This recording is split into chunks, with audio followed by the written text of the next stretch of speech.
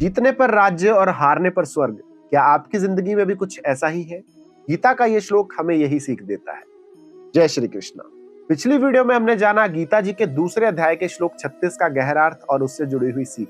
लेकिन अगर अभी तक आपने हमारे प्रीवियस श्लोक नहीं देखे हैं तो उन्हें भी जरूर देखें। लेकिन अब समय है आगे बढ़ने का और जानते हैं गीता जी के दूसरे अध्याय के श्लोक 37। तो चलिए शुरू करते हैं श्लोक 37।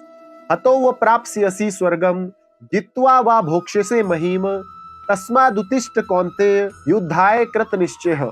अर्थात भगवान श्री कृष्ण अर्जुन से कहते हैं कि हे अर्जुन, यदि तुम इस धर्म युद्ध में मारे भी जाओगे तो भी स्वर्ग की प्राप्ति करोगे, क्योंकि तुम धर्म की तरफ से युद्ध कर रहे हो। और यदि इस धर्म के युद्ध में तुम जीत जाओगे तो समस्त पृथ्वी के राज्यों का सुख तुम पाओगे। इसलिए हे कुंती पुत्र, दृढ़ निश्चय करो और युद्ध के लिए उठकर खड़े हो जाओ।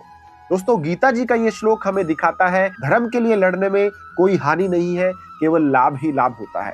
जैसे कि एक बिजनेसमैन जो बिजनेस करने के लिए अपनी जिंदगी में बहुत सारे रिस्क लेता है, बहुत सारे चैलेंजेस को फेस करता है, तो अगर वो उसमें फेल भी हो जाए तो भी उसे बहुत सारे एक्सपीरियंस मिलते हैं जो आगे चलकर उसके बिजनेस को बहुत बड़ा मुकाम देते हैं।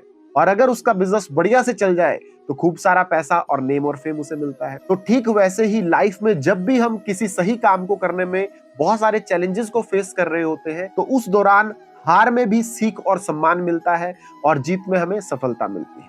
तो दोस्तों, गीता जी का ये श्लोक हमें सिखाता है कि सही डायरेक्शन में लिया गया रिस्क फ्यूचर में हमेशा बेनिफिशियल होता है।